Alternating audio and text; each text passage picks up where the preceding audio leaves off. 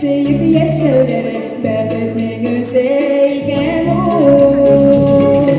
Ömür o'tib borar, yurakka yonar, yurak yolqinida g'azablaringni solma.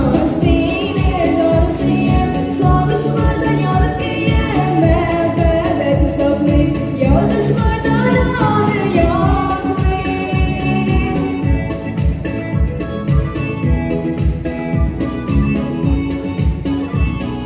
Bäxt degan tiyrakning so'larini ichar edim.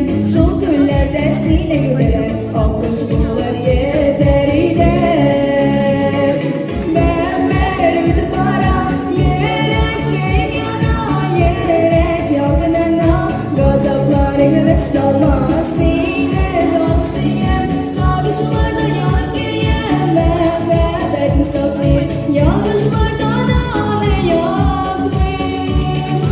Ömür o'tib borar, yurakka yonar, yurak yolqinida g'azablaringni solma.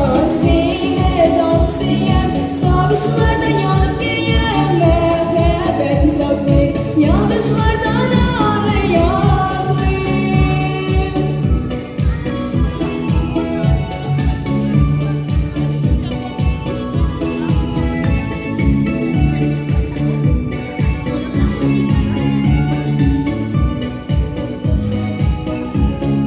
Günler yılı qabatlandı, yozgan günleri qaytmıyor.